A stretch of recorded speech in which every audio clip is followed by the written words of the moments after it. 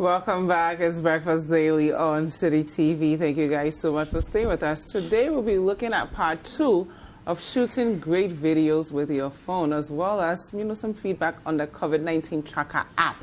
Philip Kofi Ashon is host of City Trends and head of production here at City TV. Throughout our conversation, if you have any questions for him, let us know with the hashtag Breakfast Daily and the WhatsApp line 0550585832. If you're outside Ghana, the country code is +233. And of course, he still has on his mask because we are still encouraging everyone to put on their face masks so that you don't pass it on to anyone. Hi, Phil. Hi, Jiva. How are you? I like your mask. Well, thank you. I had to go through quite a bit to get it.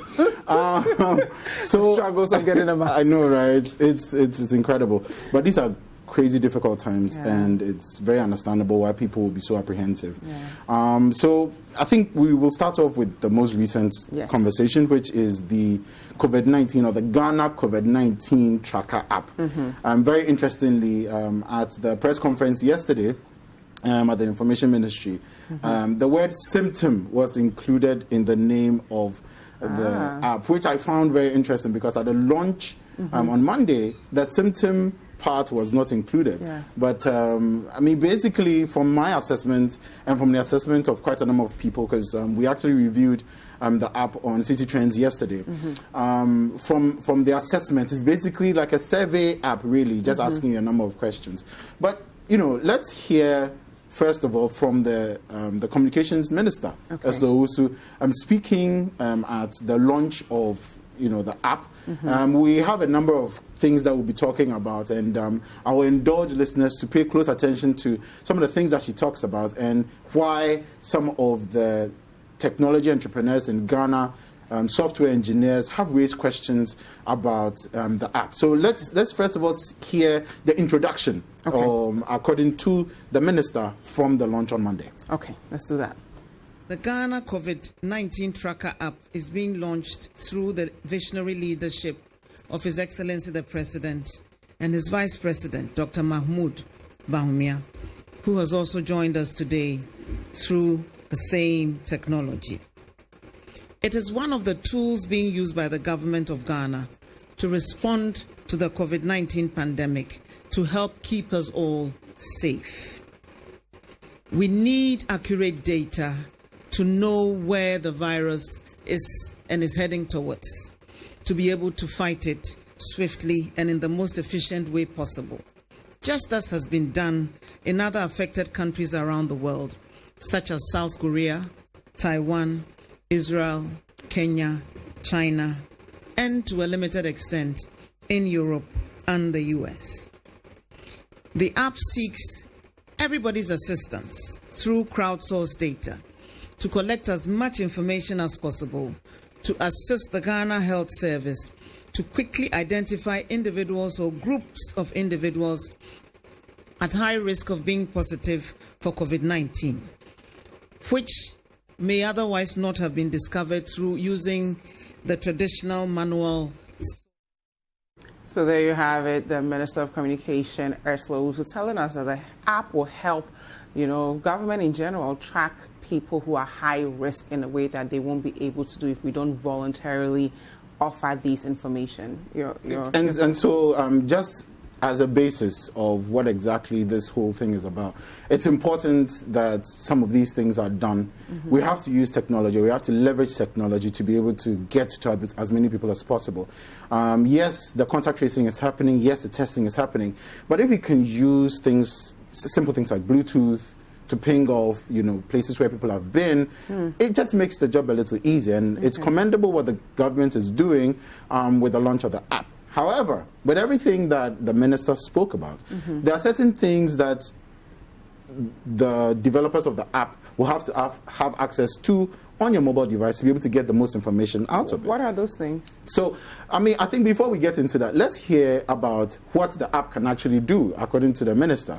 And then we can have a look at what it will mean for the average person who has a smartphone. So let's hear first of all some of the features as outlined by the minister. Among the many functionalities of the COVID-19 tracker are detailed contact tracing of individuals. We're fortunate By virtue of the Executive Instrument 63, we can use a platform of all the telecoms companies. Frequent contacts by an individual can be traced through various telephone-related data. The purpose of this, for example, is when a person becomes infected, we can backward trace their contacts through telephone records and location history provided by such records. This helps provide a base to discuss contacts with a health professional so that the individual does not forget any people or locations that they may have been to. This can also serve as a guide to determine if somebody needs to be quarantined based on their contacts and locations that they have been to. The information provided can include any foreign travel, frequently called numbers, or friends of friends.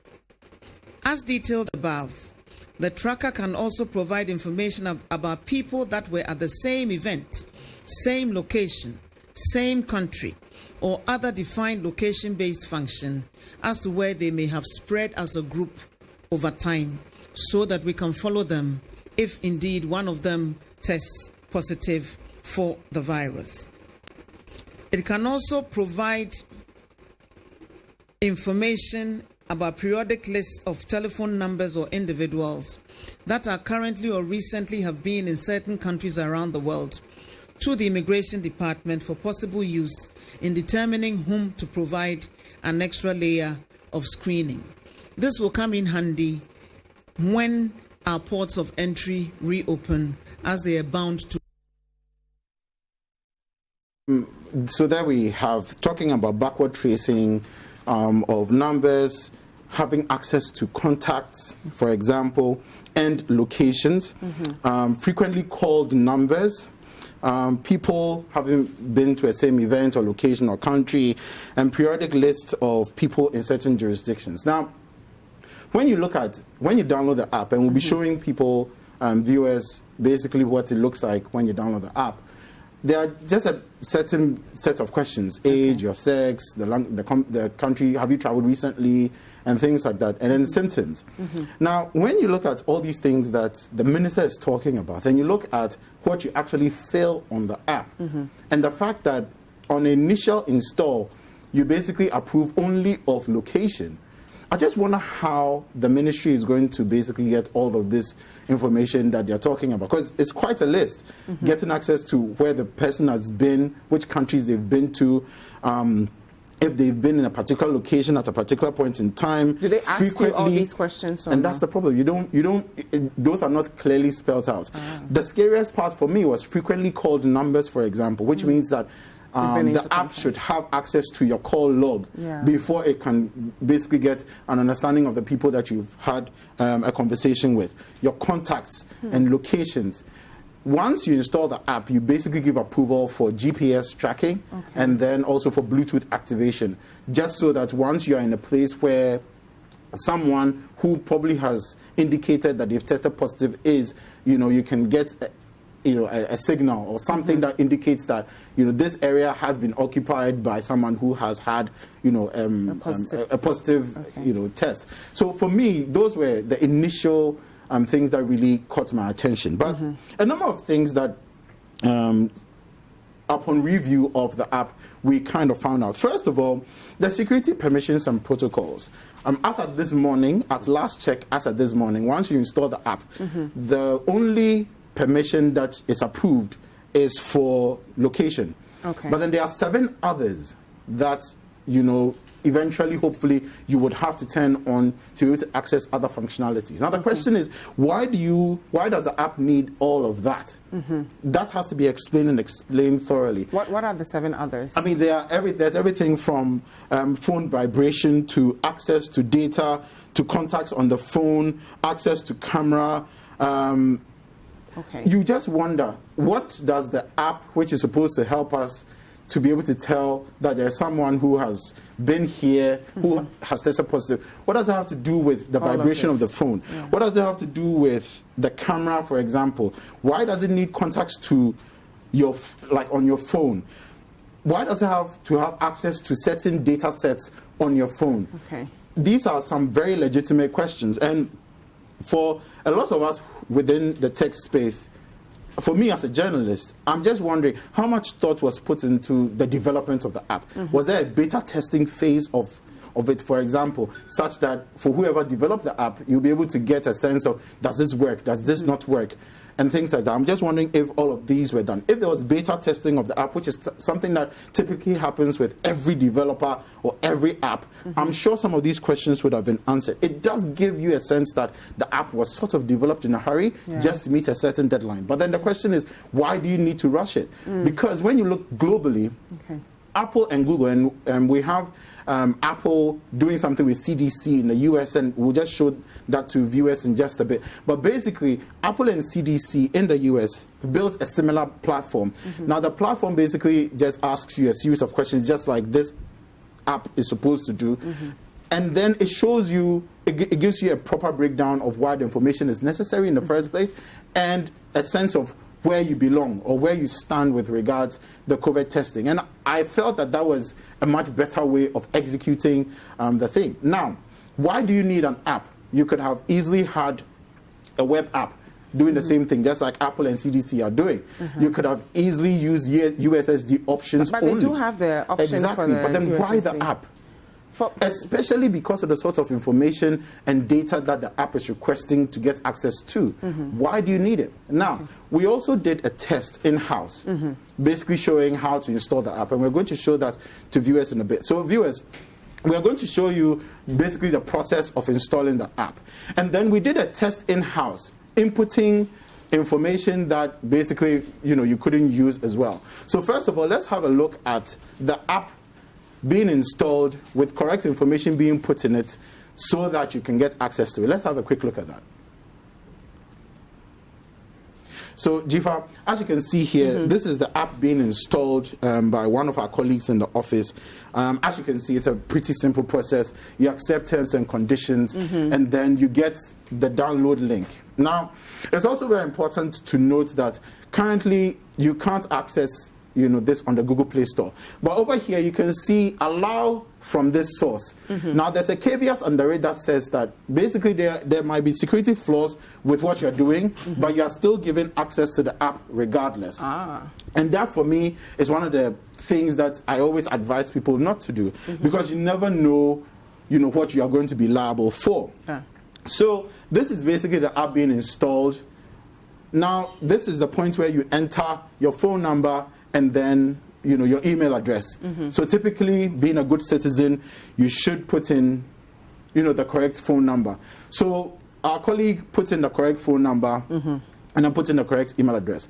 Obviously, we can't show those details. So basically, this is what the app will ask you. It will ask you about your health. Those are 2 questions you answer. You basically answer and then you move on. And very straightforward things, really. It's not, asking you about social distancing and all of that. Now, after all of this, it will basically give you, at the end, the fact that you've submitted, this is the part where you check your symptoms, for example. If you test no for all of them, you're good to go. If you test yes, whichever one it is. So this is a screen that you get after you've gone through the process. So we decided, okay, so in order because according to Eslo Owusu, this app is supposed to help the Ghana Health Service to get accurate information with which they are able to basically speed up the process of knowing who and in which area possibly someone might be suffering a symptom of COVID-19. So we decided, okay, so if this is supposed to help us get accurate information, then at least there should be, some measures put in place to ensure that all the information that is entered is correct. It's only fair. Definitely. So we decided to do a quick test. And so we're going to show you the test in a bit. And I'll walk you through the test to understand why this is such a big deal. So let's have a look at the second test that we did in-house. So this is basically the app. We decided to just come up with a random number, 022222222. I mean, if there's someone who has this number, I would really love to meet them. And then we decided to also enter a weird kind of email address, test@testing.com. Not sure if that is a legitimate one, but typically when you enter something like testing and it doesn't exist, you should get some sort of a blank page that it won't allow you go. If you enter a number, you would typically expect that, you would be requested to enter a one-time PIN, which is standard, really, just so that the app and the people who are controlling the back end of the app know that this is not a valid number. This is not a valid number, or on the other side, this is a valid number. Then the information that they're receiving on the back end is actually accurate and can be used properly to get the accurate information. But basically, we entered 022222222, which is clearly a non-existent number. And test at testing.com. But guess what happens when you click proceed? It actually gets you into the app. Wow. Now, we were wondering, okay, so will this take us all the way through? Guess what? It actually did. We went through the entire process. At the end, we chose some very weird answers, and it told us that we could be liable, or we could be positive. Okay. And then it took us all the way through to the very end. Wow. And for me, that's very scary, because if we go by what the minister said yesterday at the Information Ministry press conference, she actually did indicate that about 16,000 people have already downloaded the app. So how many of the 16,000 bits of download and information is actually accurate? But Phil, some people can say that it's a new app. So as you're going, obviously you're going to improve upon it. You're going to pivot, if you may. Shouldn't the developers and the tech community be a bit more understanding that at least it's a locally grown app? The thing is, it's health information. It's a global pandemic. It's killing people globally. Yes, maybe Ghana's numbers of deaths might not be that much, but it's killing millions of people globally. This is not a time to experiment, personally. Unless we want to experiment with the number of deaths and things like that. I don't think so. I think that as a government, we should be a little more responsible in how we collect data, especially having to do with health data. And this is not just health data. This is also, especially when the security is not considered properly, what you're doing is you're also giving or creating vulnerabilities for people's mobile devices. Now, if the website, for example, where you download the link from, it didn't have any security clearance. So what does that mean for the average? For the average person, what it means basically is that you are basically signing off a lot of the information on your mobile device. People can hack into your mobile device, can hack into and get a lot more information from you than you actually need. For a lot of people, it might not be a big deal, but it's a big deal in the long term. And what's the global standard for? I mean, global standard is, for typically things like that, there will be a beta testing period and things like that. One of the other things that was also worrying is, where is the information actually being stored? Because when you look at the Apple and Google, for example, and what they're trying to do, they're going to release their versions of this very soon. And this is actually why when you go onto the Google Play Store and you look for COVID-19, the only app that shows up is the WHO approved one. Because Google and Apple are trying to restrict the sort of fake news and fake information that goes out there. So my question is, why didn't the government wait? Just so that they can have an integrated platform. Somebody might say that we're still a sovereign country. Yes, we can't wait for these two companies to feel like when they want to bring something out. From what the minister said yesterday, majority of the people are using Android devices. The platform that you've created runs on Android. If you're going to run with Android, and the people who design Android are going to release a particular platform where you can easily align and get accurate information, why don't you wait and do that? Now, that's one side of it. Now, the other side of it is, if you are going to open yourself up to all these vulnerabilities, what it means is that in the end, you're trying to do a good thing, but then what's the rush? So what would be your advice to perhaps a team that built the app that are watching now moving forward? What are the kinds of things they should consider to ensure that at least the security of the average Ghanaian is protected? I think personally, I think there should have been a lot more thinking that went into the development phase. We build apps, people build apps every day. There are reasons why protocols are put in place. It's because of the protection of the average user. Most people don't go through the terms and conditions. Most people don't. They just click agree and call it a day. And when you look at the terms and conditions, actually, it does say from the app, from the developers of the app, that they can easily change anything that they can easily change the terms and conditions anytime without recourse to you. Now, the other thing is the developers of the app where exactly are they from? So that's what we're looking at here. Yes, we reserve the right at our discretion, not yours, at our discretion to modify or replace these terms and conditions from time to time. You will always be able to view the most recent version of this document by clicking terms and conditions in the app. Now that's very worrying. Yeah. First of all, I don't know where the data is being kept. These terms and conditions can be changed at any point in time based on the person who developed it. We don't know who this developer is. Are they Ghanaian? Are they from New Jersey? Some people are asking that question as well. These are questions that, at least when answered properly and clearly, will allay a lot of fears within the community. And what that means is that people become more confident in using the app. But when you don't answer these questions accurately, what you basically do is you create a lot more fear. Now look at this, information that you provide us. Now this app requires that you submit information to us. When you submit any information to our app, you give us the consent to use, reproduce, modify, adapt, and process that information in connection with the app. And for me, for someone to be given this sort of leeway without any restrictions, where I don't even know where the information is being kept, that's kind of worrying. Yeah. That's kind of worrying. And I just think that a lot more could have been done in terms of the thinking process for the development of the app. So people have talked about, for example, Ghana Post GPS. Why couldn't we use Ghana Post GPS? Okay, use this. Why couldn't we use Ghana Post GPS? How would we have done that? I mean, it's an app. It's basically showing you where people live, which kind of makes sense. Because if I enter my details into Ghana Post GPS and I put in all the details, it's much easier for you to know where I actually live. Now, with this other app, how does it know where exactly I live? Doesn't it give you the option to choose your location? Exactly, but then the location is kind of general. Okay. Ghana Post GPS is specific to every individual. You have your address, I have my address. If this was integrated into the Ghana Post GPS, it is address specific. In case you even enter the wrong detail or something like that, then at least they'll be able to know, okay, so this person living in this place with this particular address entered the wrong details, and it's more specific. But what I got from the minister was that this app would actually track my movements as well. So if I'm a positive case and I'm roaming about, the app would allow them see all the places I've been. Can the Ghana Post GPS do the same as well? It can't, but at least it knows where you live. Typically, you will move around, but then you will come home. And it's easier for us to trace you and probably get a sample from you from where you stay.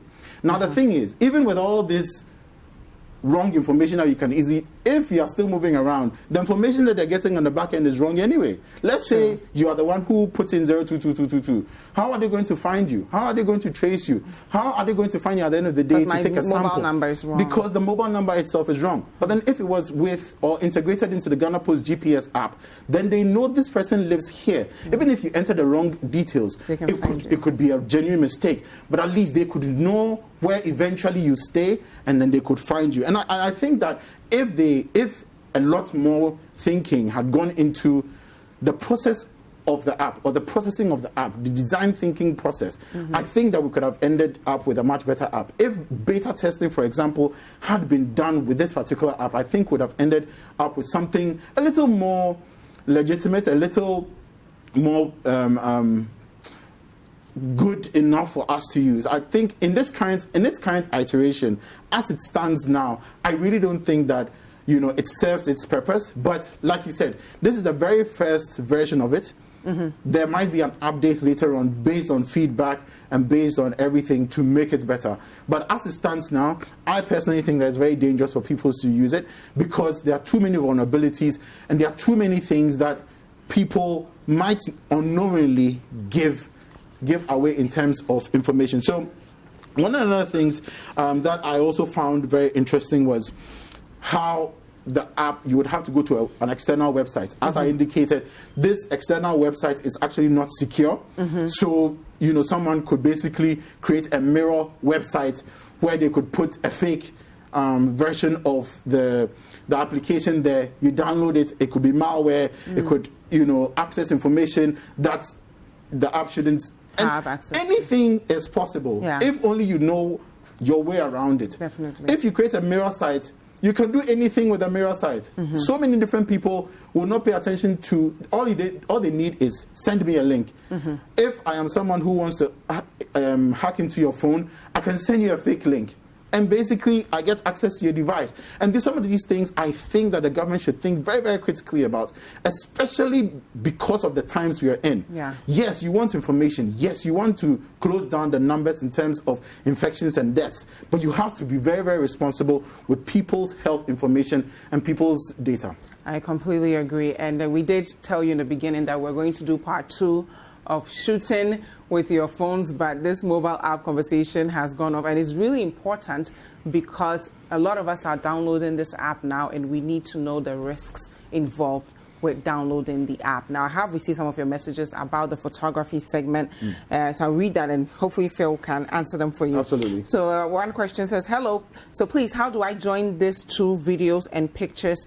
Which software can I use? So I think they may have 2 different videos. How do they combine videos and pictures? To the viewer who sent that in, I actually saw the video, and we're going to actually show you how to do it. Now, the easiest option is to use InShot. Okay. It's an app that you can download. Okay. Also, I personally will advocate for you to use KineMaster.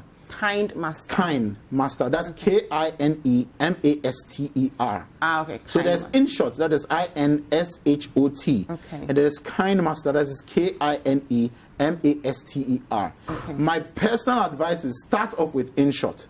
The more you use it, the more familiar you become with the controls, then you can graduate to KineMaster. I like KineMaster because it offers you a lot more options in terms of multi-layered editing, as compared to KineMaster, which is basically just one line of editing. So I would advocate that you use InShot for now. It gives you a lot of transitions. So you have 2 videos. You just want to link the 2 videos nicely with some nice transition. Make it look a little sexy. So you can start with InShot. So let's look for InShot either on the Apple Play Store or on the Google Play Store or the App Store, and then just download it and use it. You're good to go. Excellent. And I have some more messages about the Tracker app. Good morning. This app to me is like a survey app rather than Tracker app. I was expecting something better than this. Another comment said, what's the essence of solving an immediate problem now and exposing your citizens to a serious data issue later? This app is below standard. Please, there are IT gurus in Ghana to help fix this. So hopefully the people who developed this app are listening and will take all this into consideration and perhaps pivot the app into something that we can all use and be safe, where our privacy will be protected. Thank you so much, Philip Kofi Ashon. And just a quick one before I go. So yesterday on City Trends, this was actually one of the topics that we treated. We spoke to a cybersecurity professional, and so just head on to any of the podcast platforms and take a listen to the detailed breakdown from a cybersecurity point of view, just so you understand what exactly you're dealing with. Okay. Thank you, Philip Ashon, for being with us.